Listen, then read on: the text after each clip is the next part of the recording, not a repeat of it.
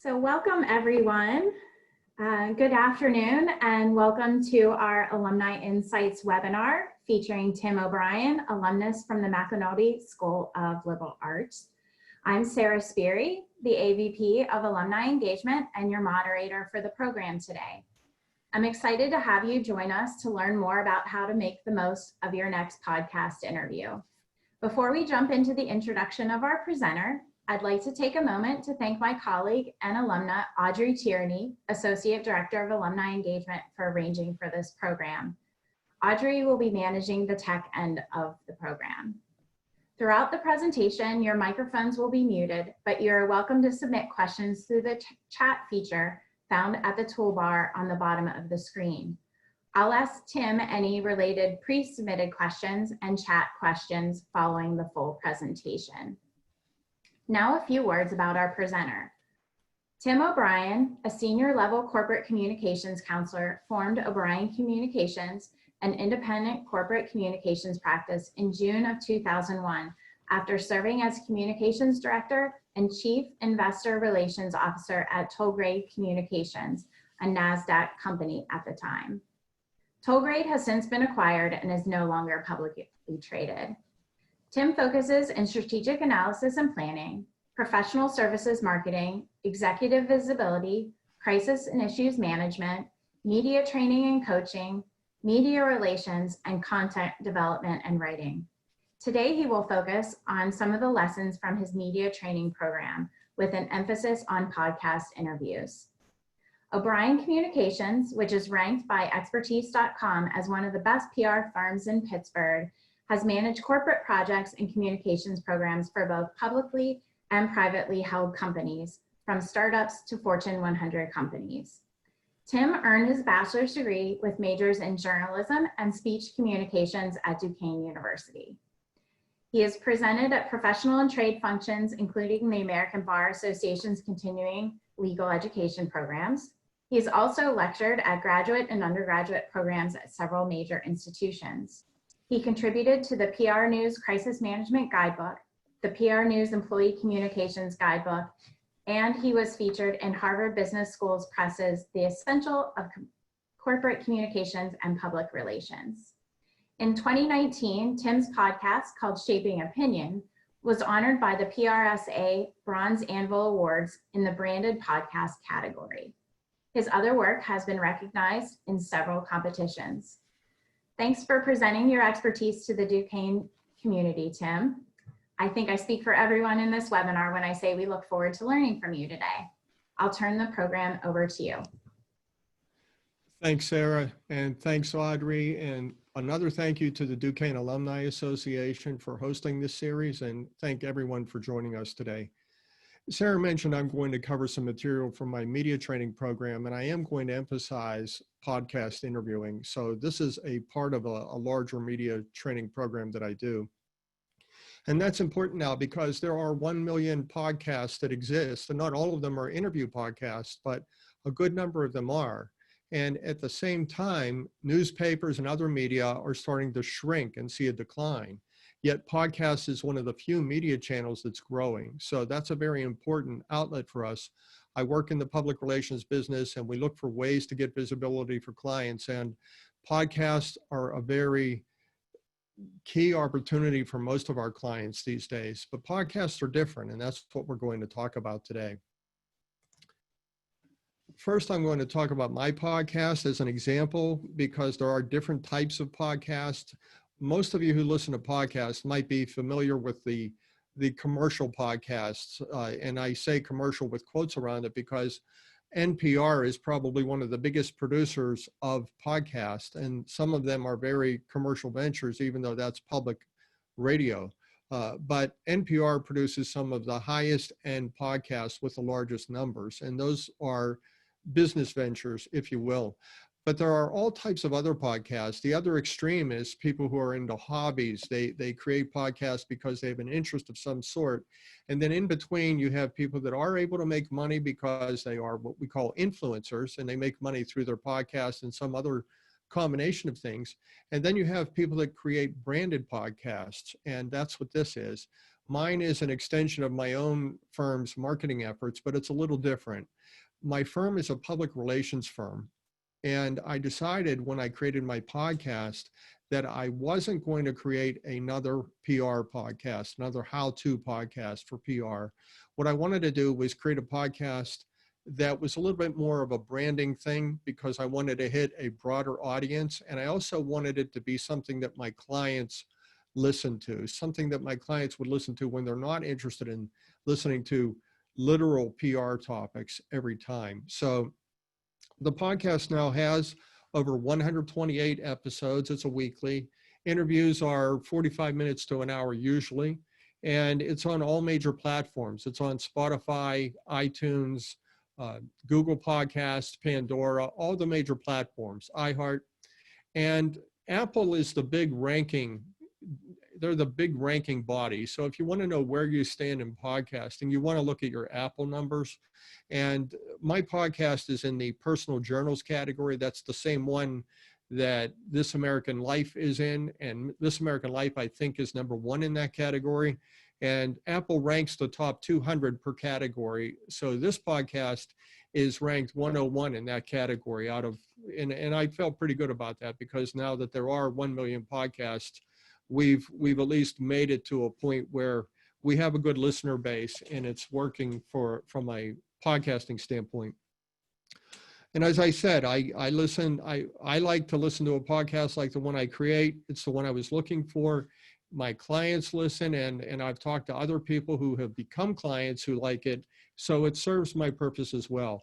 It complements the other things that I'm doing. So if you're thinking of a branded podcast, you don't necessarily always want your podcast to be exactly a straight marketing tool, although it could be, but it could also be something that complements your brand. And the other things that I do is I write bylined articles, I write blogs, I participate in industry things that are more literal. So if you want to learn about crisis communications, I might have a blog post on that, but I don't necessarily do that in the podcast. I complement it.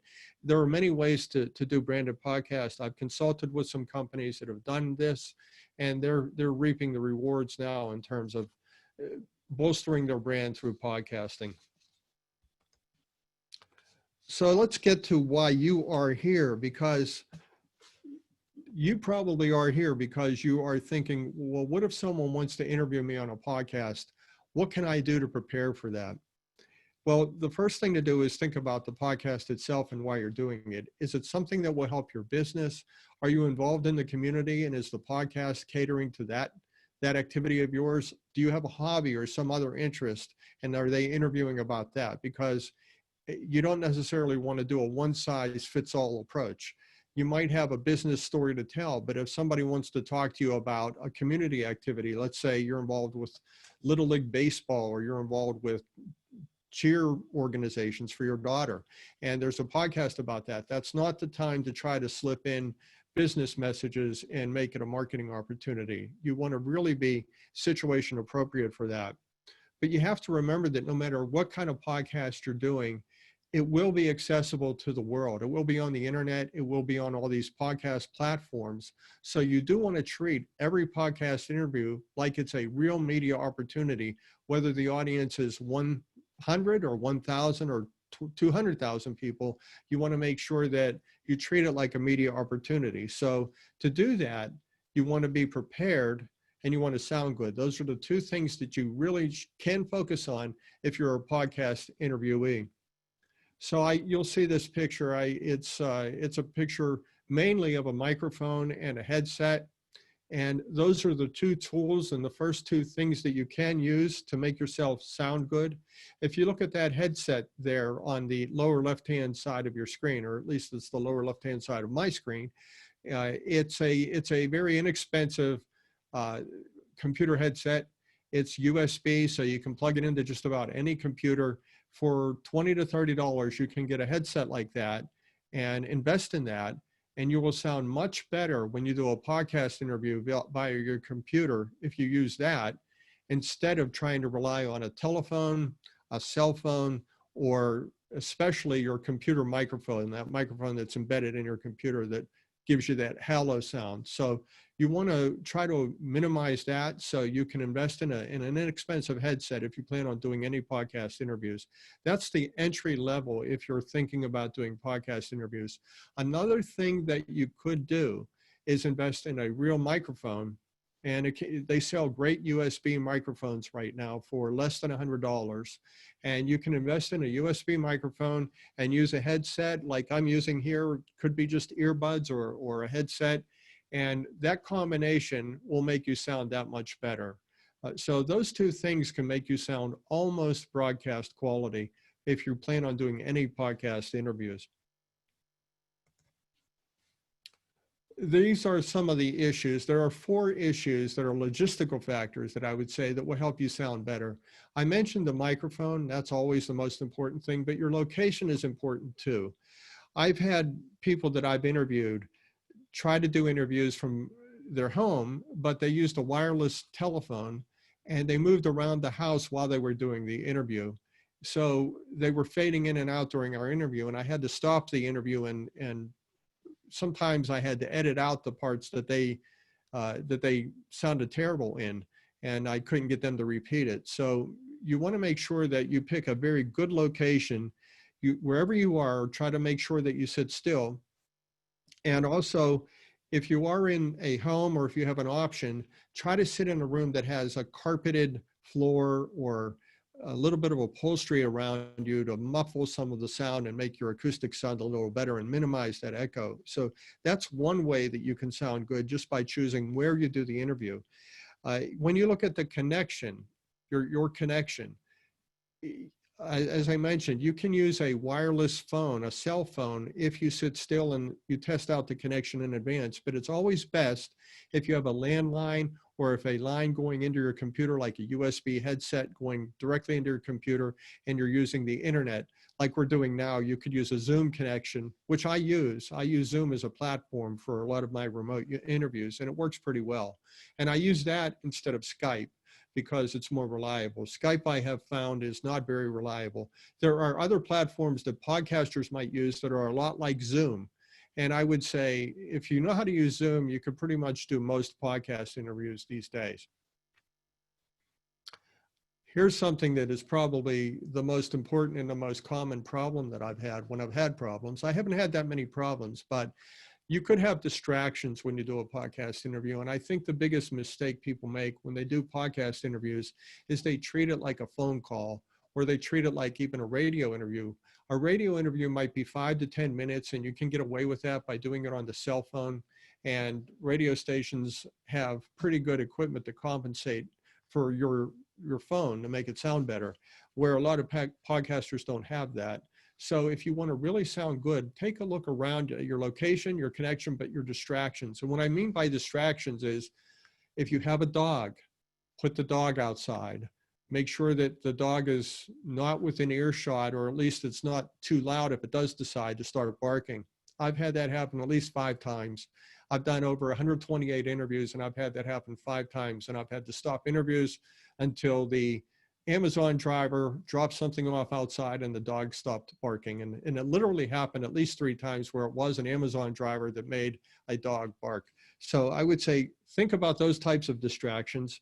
Try not to compete with a fan that might be nearby. I had one interviewee that had a fan running, and she just didn't notice it herself, but she didn't realize that was drowning out her voice on the microphone. So I thought it was a technical glitch on our connection. It took us a while, but we realized it was a fan that she had running near her desk when we did the interview. Another thing not to do, and this is a big distraction, and it's something that I have to gently remind some guests, and that is, try not to multitask while you're doing a podcast interview. Give that podcast interviewer your 100% undivided attention. Some people think they can go through email while they're doing a podcast interview. And not only is that a distraction when your answers actually sound like you're distracted, but also the listener can actually hear you clicking through your email because the sound equipment is that good. So a lot of times you can hear people clicking through email or going through papers while they're doing a podcast interview. So in all of those cases, a good podcast host will tell you to stop and and regroup before proceeding forward. But at the same time, you don't have to do that. You can avoid distractions and make yourself sound better just by focusing in those ways. My favorite way of doing an interview is a face-to-face interview. This is a setup that I use. That's actually a Panera Bread. I do a lot of remote interviews. I meet with people in their offices or other places, but one of the places that I've learned to count on is a Panera Bread, wherever my guest might be, because I can reserve a room and I can set up and it can be quiet. That equipment that you're looking at can get studio quality, and it does sound like we are in a studio together. So I really like that equipment. I like that setup. That's my preferred way to do an interview, and that's the best way to do it. So if a podcast host asks you if you want to do it in person or face or on the phone or remotely, I would recommend trying to do it face to face if you can, because you will sound better. You will sound better literally because of the equipment, but you also sound better because of the chemistry between you and the host. Here are the logistical factors for if you do a face-to-face interview. Try to keep your hands off the table. If you would look at most podcast remote setups, those microphones sit on top of the table. So if your hand is tapping the table, that sound is going right up through the mic stand into the microphone and then into the recording device. So to avoid that distraction, I would say try to keep your hands off the table when you're doing a podcast interview face to face. Another simple thing you can do is try not to look away from the microphone. Decide how far from the mic you're going to sit and face the host while you're doing the interview. That way you won't have those in and out fades when you're doing an interview, and speak up, because if a podcast host has to turn the volume up on your mic to pick up your volume, that mic will start to pick up room noise like fans or noise from people outside the room. And so if you want to avoid that problem, just speak up in a natural conversational tone. Here's another thing. Once we've worked out the logistics of how to prepare for a podcast interview and then how to sound good, literally and physically, you want to take a look then at who the audience is. And I would advise this for any media interview. You always want to think, who's going to listen to this podcast and what do I need to say to them? So it's not enough to just have that platform that you always want to talk about, but think about really what it is you want to say to the people who listen. Find out who typically listen, what they're interested in, and tailor your message to them.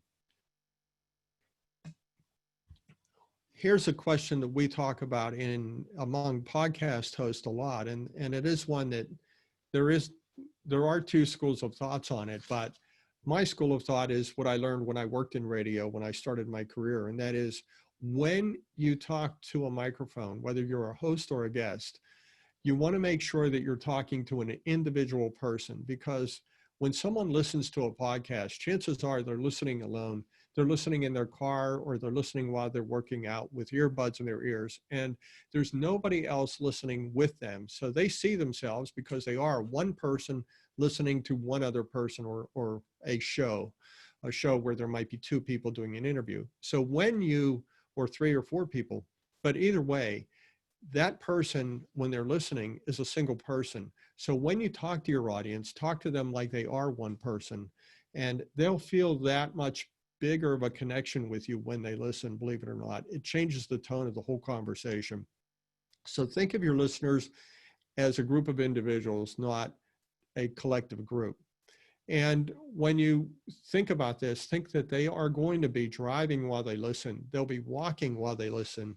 They'll be doing all sorts of things while they listen, but they will be listening to you, and you do have their undivided attention, because someone can drive and walk and work out and give you their undivided attention. And that's really one of the powers of podcasting as a medium. It's a very intimate medium, and it's one of the few times that you can speak to someone very important to you, let's say a prospective client or somebody that you want to reach, and they're listening to you when nobody else is around, when they're doing something very personal to them, which might be driving in a car, going to work, or working out.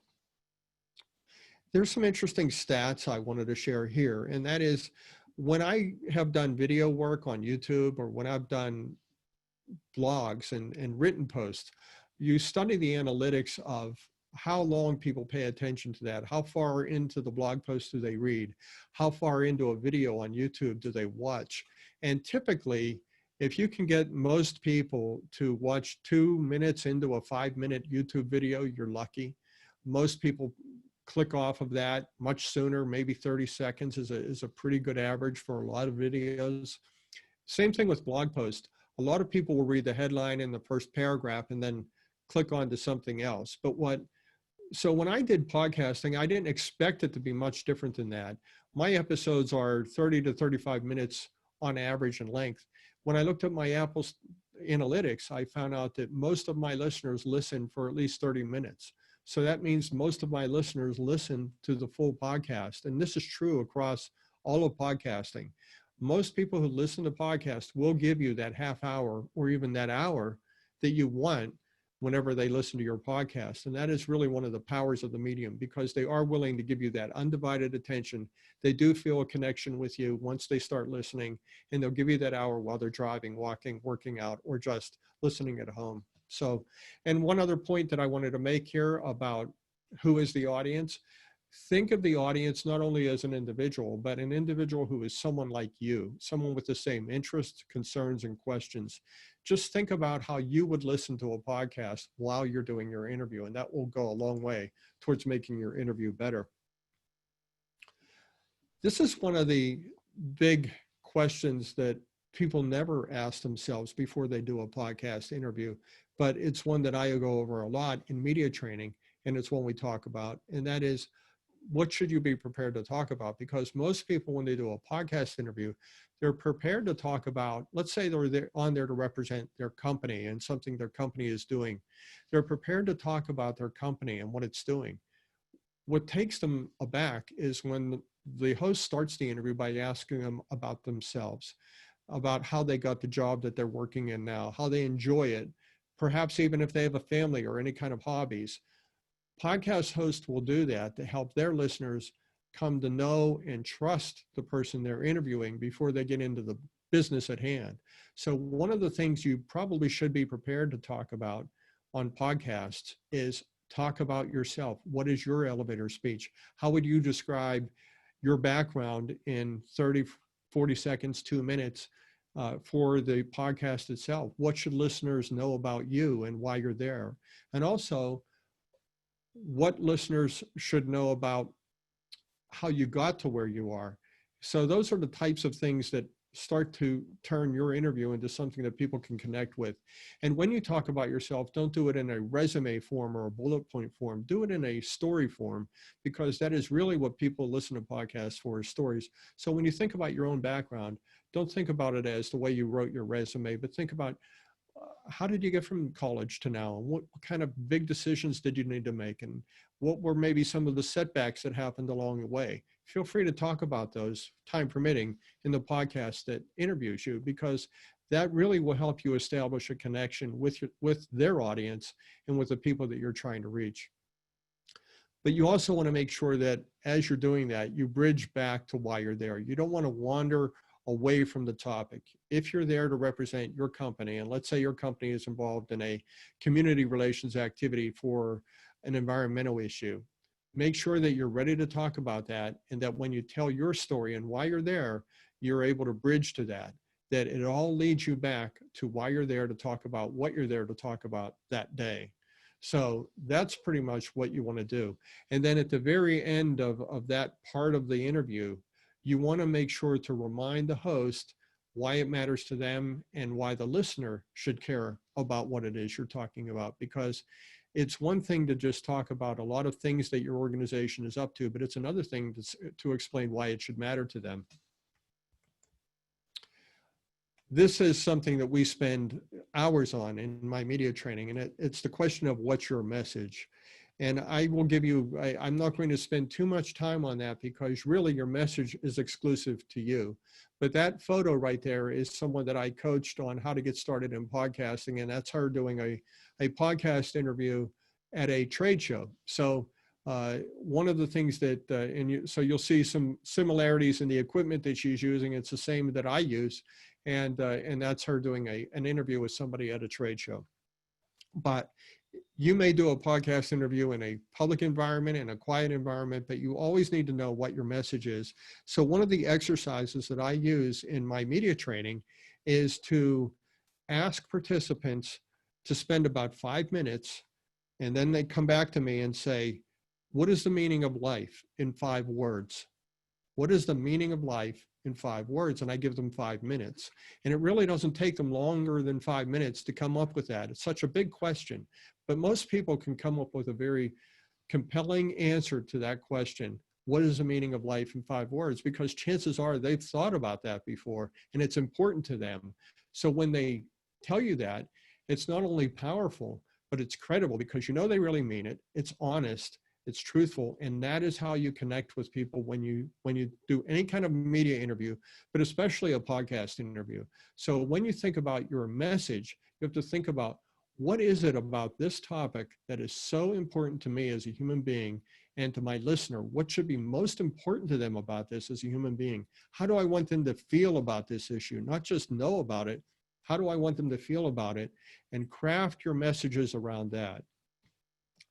I think one of the big things that you want to do too is ask them, or ask yourself, what is the one thing that you want the listener to do after they've heard you on the podcast? What do you want them to think, do, or feel? And that's what you want to do.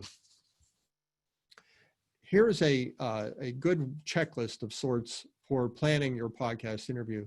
You should know your key messages. And key messages, what are they? They're those 4 or 5 points that you want to make. You want to make sure that you don't miss when you're doing your podcast interview. What are the 4 or 5 key points that you want to make? And they don't need to be long. They need to be one or two sentences max per message, but really just one sentence. And what are the 4 or 5 key thoughts that you want to leave with your audience? That's number one. Another thing that we do in media training, and this is a big part of media training, is think of the questions you'll be asked ahead of time. Write them down. Think about the questions you don't want to be asked ahead of time. Those may be the most important questions you think about in advance, and then come up with some responses. Think of how you'll respond to each one of those questions. Don't be afraid to write them down, and don't be afraid to have them close to you when you do the podcast interview. Even if you do the interview face-to-face, don't be afraid to have those notes down, because most podcasts are audio only. So nobody can see you looking at your notes. But if you need notes and you have those questions written down, that would be very helpful. The key, though, is to go over those before your interview so you're not distracted by your own notes and your own key messages. So it's good to rehearse if you can. Can you speak in sound bites? And I think this is actually some people who got the email before this episode or this whole session. They actually wanted me to get into this because it was in the introductory email to you here. Can you speak in sound bites? And I mentioned the concept of story bites. And this is a big, big difference between podcasting and all other media. When we coach people to do a TV interview, we tell them speak in sound bites. That's 20 to 30 seconds. Have a beginning, middle, and end to your response so it can't be taken out of context.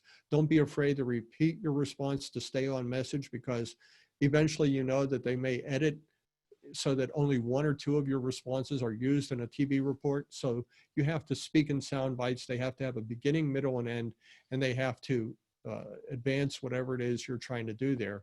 Let's say you're representing the Pittsburgh Three Rivers Arts Festival and you want people to come down.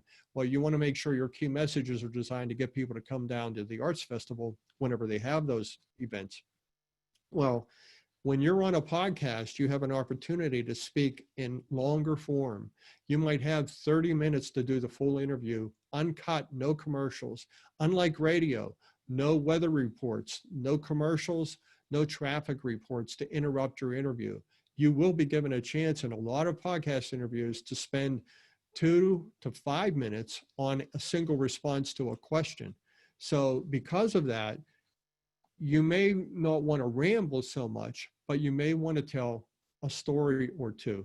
And I will tell you a story of someone who one of my biggest episodes was last year. I interviewed a Navy captain who was in the Pentagon on 9/11 when the plane hit the Pentagon. He was not that far from the scene of impact, So he was there almost first, and he was trying to rescue people, and he was also helping to move wreckage and bodies that day. And he told that story. He probably spent 5 or 6 minutes per answer to my questions, and I didn't interrupt him because his answers were just so emotional and so compelling. So he did that, and his answers were stories, and the listeners responded to that episode heavily. So that was a very powerful episode because he told heartfelt, sincere, credible stories that really connected with people. Nothing connects more with people than stories. So when I say story bites, then I would say, what are your 5 or 6 key sound bites? And do you have a story to go with each? And can you tell that story in 2 to 3 minutes? Because you don't want to count on the host giving you 5 or 6 minutes to tell in every story. So can you tell that story in 2 to 3 minutes? And does that support your key messages and why you're there? That's what a story bite would be in my mind. And that's what seems to work best in my podcast when I have guests do that. So, and it's what you tend to hear too without thinking about it. Do you have data? And if you have data to talk about when you do a podcast interview, and this is any radio interview, even a video interview, you don't want to necessarily just give out raw data. So if you're going to talk about something that's 200 yards long, you don't say 200 yards, even though people might know what that means. It would be much more connective to say to the listener, 200 yards would not be the word. You would say over 2 football fields long. Or if you were going to talk about an increase of sales, like 30% increase in sales, you don't want to say we had a 30% increase in sales without maybe supporting that with something that people can relate to, like saying, we had a 30% increase in sales, which is enough to hire 5 more people full time. So that brings that statistic into human terms. And that's something you need to do if you do have data to talk about, because podcasting is an audio medium, people don't have the luxury of seeing charts and graphs and connecting with it in a visual way. They have to visualize on their own. So when you give them these football fields equivalent to distance, or numbers of jobs equivalent to statistics, that helps them relate in a human way. It's always good to go into every podcast interview with a call to action. What do you want the audience to do after they hear you? You don't always have to be selling something. This is not always about business. You might want people to come to an event that you're promoting. You might want people to read your own blog, or let's suppose your blog or your podcast interview is about getting people to come work for your organization. You may want that as a call to action. You want people to explore having a relationship with perhaps you or your organization. Whatever that call to action is, it's good to write that down ahead of time and have that prepared.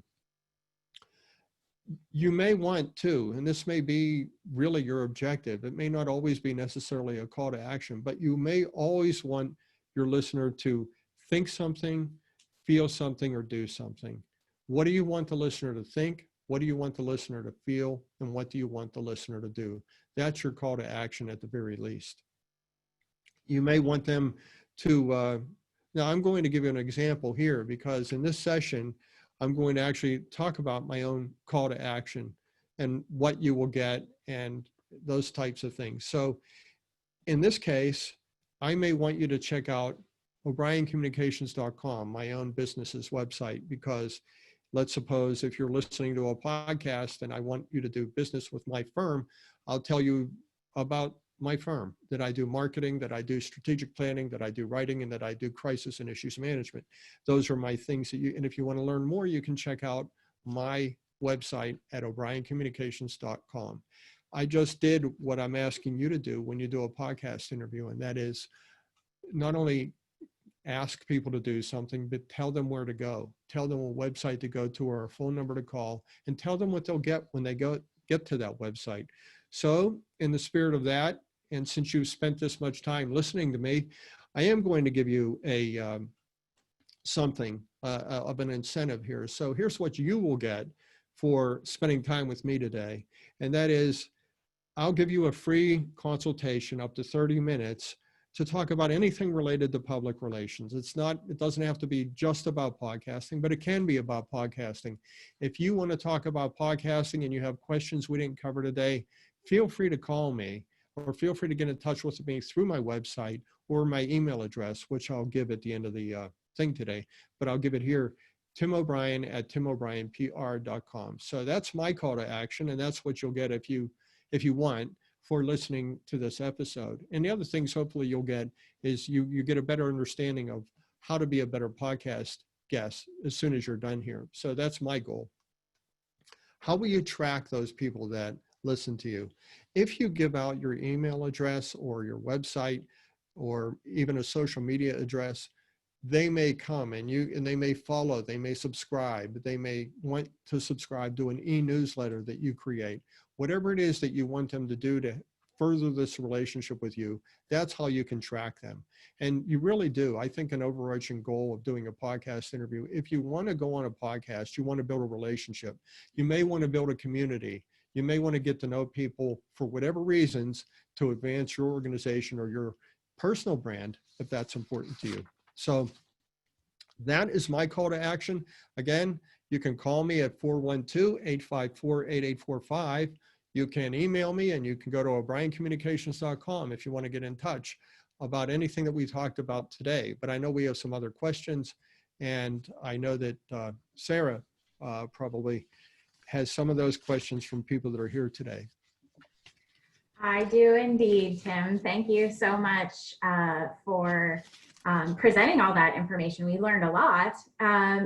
So you talked a little bit in your presentation about equipment that you use. Do you want to talk specifically about the type of equipment you use to create the podcast?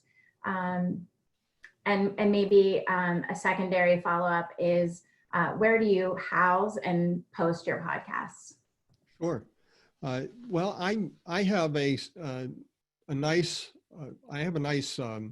setup for my podcast. I use a professional broadcast quality microphone for my studio mic, even though my studio is my home office. And I use a external recording device called a Zoom H6. It's a very high quality external recording device. So between those two things, I can record anywhere. And I use that Zoom. It has the capability where I can plug that into my computer so that I can do remote interviews. So when I record a Zoom interview, that is a Zoom interview like we're doing here, that comes through my computer. It follows a cable and it goes out to a separate thing called a Zoom H6 external recorder. And the reason I use that external recorder is because I don't want to take the risk of my computer going down and me losing the recording, or the computer crashing and me losing the recording. So using an external recorder is the modern version basically of using a tape recorder, only it's a digital recorder, and it's very sophisticated in terms of podcasting. I've seen people like Ira Glass use the Zoom H6 himself when he does remotes. And I know most other podcasters I know use a Zoom H6 when they do remote podcasts. So, but a lot of people do record on their computers themselves directly, and that's not a bad thing. I just like the fail-safe option of using a Zoom external recorder. But there are different devices too that I don't use, but you could buy. There are mixers and things like that. But the two main things that I have is a good microphone for myself in my home office and that Zoom H6 piece of equipment. I also use a software that is very common. It's called Audacity. That's my software that I use for audio editing. Most podcasters use either Audacity, or if they have Apple, anything Apple related, they'll use a software called GarageBand for their podcast. I use Audacity. There is another platform that's a little bit more sophisticated. It's the people that use it love it. I've tried it. I'm not really a fan of it for my use, but it's called Adobe. Adobe has a great audio program, and it's much more than I need, but it's what a lot of other people really like. So those are the three that I know about from a software standpoint. I don't really emphasize headsets. That's really for yourself. If you like a good headset, and a good headset is a good thing. But I think overall, You can make a $500 to $1,000 investment in a complete setup for podcasting and come away with something that's broadcast quality. I also, in one of those photos, I showed my remote setup in that Panera Bread. The microphones I use there, and I have two of those. Actually, I have three of those. They're called Shure SM58s. They're great microphones. They're very commonly used by musicians. They're high quality, and they're the ones that I use on my remote broadcasts. And you really can't tell the difference between them and a studio microphone. It's really good. So that, and someone asked what my platform was, my hosting platform. I use Libsyn for my host. I like Libsyn. It happens to be a Pittsburgh-based company. Most people don't know that. It's one of the biggest hosts in the world. And I really like Libsyn. I like their customer service. They've been great. I've gotten to know a couple of the people there. And also I use a plugin in my website because I do have a dedicated website for my podcast. And I use WordPress for my website. And on WordPress, I use a plugin called PowerPress. And PowerPress is basically the key, because once you create a podcast and you put it on your website, if you use this PowerPress plugin, then that gives you access to all the ways that your podcast will get out to the public. You basically populate it with that Libsyn host, and you go out to Apple, you go out to iTunes, iHeart, you can go out to Spotify and all those other places using that plugin. Now, if you have an Apple computer, you would use a different platform, but I just described the ones that I use. So that, hopefully that helps. And again, that's a summary. If anyone has any further questions, feel free to get in touch with me after this, and I'll be glad to answer those for you. Great, thank you for answering those, Tim. Our next question is from Griffin. How can I better approach potential guests, especially ones a few steps removed from the podcasting scene? Could you repeat that? Oh, okay. How can I get a better approach to potential guests? Yes. Okay. I would say that's a pretty good question, because for me, that's a good question, because most of my guests are removed from the podcasting scene. I've interviewed some people that have almost no podcasting presence, and they almost have no social presence, but they're accomplished people. One of them that I can think of was a Nobel Prize winner. Her name's Frances Arnold, and she's at Caltech, but she was raised in Pittsburgh, and she won the Nobel Prize last year. And she is a highly influential person, but obviously she's not what we would call an influencer, where she has 1 million followers on Instagram. So she's not very active. There are a lot of podcast guests that I have that are like that. There are authors and scientists, doctors, and people like that. So the way I approach them, some of these people have publicists or public relations departments. I like to go to them if I can. Public relations people can help you. I've had several accomplished musicians come on the podcast, and I've gone through their publicist, and that's one way to do it. It's not the only way by far. A lot of people do have a presence on social media, or you can track their email addresses down if you use Google effectively. And I've done that. So I will go through publicists. I will contact people on social media. I will direct message them sometimes. I will get their email address. I've had media people on, and I can get their email address. Being a public relations person myself, I have databases so I can reach them. I actually did an interview, a series of interviews in Nashville last year. And the way I was able to connect with my guests there was I contacted the music writer at the Nashville Newspaper Daily, and I asked her if she had any recommendations for me for guests. And we got to talking, and she gave me some, and she gave me the right contact information for their representation. So after that, I ended up doing an interview with someone from a very well-known place called the Bluebird Cafe. I talked to the Country Music Hall of Fame and a performer by the name of Larry Gatlin, if you're a country music fan. And that all came because I got a referral from the music writer at a local newspaper. When you do approach these people, it's not a good idea to say, well, I want you to come on my podcast and that's that. you want to give them an elevator pitch. You have to more or less sell yourself to the guest. Tell them why you want to interview them. Tell them about your podcast in a sentence or two, who listens, where it can be found, and what you're trying to accomplish with the interview. And perhaps most importantly, how long the interview will be, how much time of theirs you want. And those are the main things to include in an email or a message to the people you're trying to convince to come to your podcast. Perfect. Thanks so much, Tim. The next question is from Brad. What are the best practices for marketing a podcast?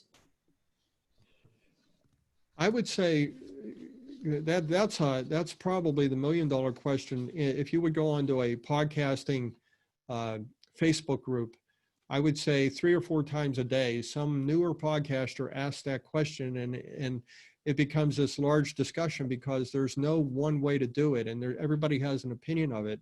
I can tell you this though, if you have a large community already, let's suppose you're a company or an organization and you have a lot of Facebook followers or a lot of Twitter followers, that's a good starting point for you because you have that community and you can use that community to generate listens.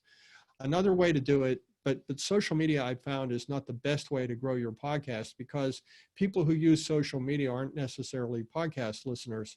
So another way to do it is to get active with podcasting groups on Facebook and places like that, because chances are you will connect then with people who are targeting their podcasts to people who are important to you. So let's suppose you are a financial advisor and you want to do a series of podcast interviews. Well, you want to go on some podcasts that provide financial advice interviews. So if you can do those types of interviews and you're a podcaster yourself, then those audiences will know about you, they'll learn about your podcast, and they're already qualified podcast listeners and they'll come to you. I think the most powerful way to grow your audience for a podcast is to actually do interviews with other podcasts or to have other podcasts mention you in some way. And there are ways to do that without doing interviews. That you can do, people can actually do advertising on other podcasts, or they can, if you get to know other podcasters, they'll plug your podcast on theirs just as you might plug them on yours. So you basically trade visibility with each other, and you, in effect, share your audiences with each other. All right, next question.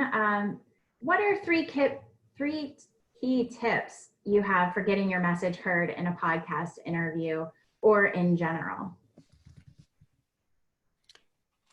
I would say fine-tune your message in advance. That's number one. I talked about key messaging. It's good to know what your key message points will be and what you want to accomplish.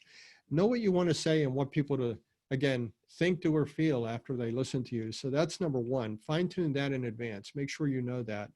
The second thing is, once you do the interview, and in an audio medium, you want to repeat what you said.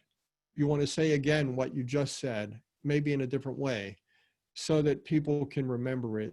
Because usually when people listen, they may need to hear the same thing 2 or 3 times to catch up with what you just said. So don't count on saying something just once and expecting an audience to remember it. Say it more than one time, like I just did. And also use simple words and terms. So try to avoid use of jargon. I talked about trying to create visuals for people. So if you're talking about 200 yards, talk about 2 football fields in length. Give people a visual to hold on to, use simple terms. And if you do it right, you can really cover some pretty complex subjects in a podcast without losing your audience. So I think those are the 3 things. Fine-tune your message in advance, repeat your message without being totally repetitive, and use simple words and concepts. Great. One of the questions that came up through the chat box, how long did it take for your podcast to gain some traction with followers? That's, I can tell you that one. I remember doing all the things that I thought you should do. I think my biggest misconception when I started was I thought social media would get me more listeners than it did. But I think another thing I should have mentioned earlier that is key is your guests themselves will bring an audience to your podcast if you do an interview podcast. So if you're the host, your guest will bring an audience because they will share and tell people that they're going to be on your podcast. And after they appear, they may share it with their communities. So that's a part of it. So I think that's one way to do it. I think, could you repeat that question? I started. That's okay. She just was asking how long it took for your podcast to gain some traction. Yeah, that is how I build it, actually, because what I do one episode a week. So my first year was a little bit more than 52 episodes because I did more than one episode a few weeks. So I would say it took me about 6 months to a year to start to see a regular number of downloads per week. And I get about 2,000 to 3,000 downloads per month on average. Some months are better than others, depending on the podcasts themselves, the episodes. But I've seen that grow incrementally over time because for two reasons, basically. One is I have a diverse number of topics and a diverse number of guests. And as more people come to the podcast because they want to hear my guests, they stick around and they listen to future guests. So that's one way to do it. And another way is the number of episodes. The more episodes you have, people will find your podcast using Google search and other ways. So now that I have 120 some episodes, I'm finding that even my oldest episodes are still getting large numbers of listeners, while my newer ones tend to get a lot of listeners anyway. So I think it took about 6 months, but I did fire on all cylinders as far as promoting it on social media, making sure my guests promoted it, and also using other ways to do it. Sometimes I will send alerts out to reporters in a given area because I think they might be interested in it. So recently I've done interviews with some jazz greats. One was a jazz pianist by the name of Fred Hirsch. And I sent out a courtesy email to a bunch of jazz writers. And 2 or 3 of those jazz writers mentioned my podcast episode with Fred Hirsch in their blog posts and newsletters. And that got me a few listeners there. So when you do those types of things, I would say, don't expect anything overnight, but it will start to see incremental growth 6 months to a year on. All right. Another question submitted through the chat. You listed some points to be included in a podcast interview. Should those points be listed for every podcast or just select a few of them? Could you repeat that question? Earlier in your presentation, you spoke to some points that should be included in your podcast interview. And Griffin was asking, should all those points be listed for every podcast or just select a few? I would say when you come up with your key points, they should be your core messages, and it depends on what your purpose is for doing the podcast interview. So if let's suppose you're doing this as part of a program or a campaign, you're trying to increase awareness about something. And so you want to increase awareness. Let's go back to what we're in the middle of sort of now, and that is the pandemic. So let's suppose you were trying to spread the word about social distancing. You want to have 5 or 6 key points about that, and you want to say those in all the interviews you do on that topic. But if you are doing 5 different podcast interviews on 5 different topics, obviously I think you want to prepare for each one separately and come up with 5 key points. Now, even if those 5 interviews are part of work you do for your organization may have some core points of its own that you want to include in every interview. So you want to make sure to do that. Giving you an example there, I'll go back to my podcast. I have a tagline, and the tagline is, we talk about people, events, and things that have shaped the way we think. I repeat that 3 or 4 times in every podcast episode. And when I do interviews with other podcasters where we talk about this, I will go back to that key point 2 or 3 times in the interview, just to remind people what to expect with the podcast if they come to it and want to listen to it. Thanks so much. I'm sure Griffin will be glad you answered that question. He actually had a follow-up to that as well, asking about transcription of his podcasts? Should he subscribe to that, transcribe all of his podcasts? Could you repeat that one? Should he transcribe his podcasts? Do you do any transcription of those? Yeah, I have transcribed a few episodes, but I have not transcribed all of my episodes, but I have a good service for that, I would advise. It's called rev.com, rev.com. And it's a great service. It's not very expensive and it's quick. And they can transcribe your episodes, and they can transcribe any audio or video content for you. And it's a great service. I don't transcribe all of my episodes because really there isn't a big demand for that. I don't have listeners that want transcriptions of my episodes. They listen or they don't. But some people will transcribe episodes and they will offer that. Depending on the nature of your podcast, it could be a value added type of thing. I didn't get into this because I don't ask for donations in my podcast, but some podcasts ask listeners to donate to them, almost like public radio. So there's a business called Patreon, Patreon, and they will help you monetize a podcast by basically installing a Patreon plugin into your podcast where people can donate to your podcast. And in return for donations, some people will offer transcriptions and other bonus episodes and other features so that they get more than just the ability to listen for donating. I don't do that myself, but I have done it. I can think of a few episodes where people did want to see transcriptions, and I thought, well, it's worth it. I'll get it to this episode transcribed and I'll make it available. But I don't necessarily advise it because I do find that podcasting is an audio medium. And that almost bridges me to another question, because people who, if you're a podcaster, you might have the question, well, do we have long show notes? Show notes are if someone comes to your website, what do they see?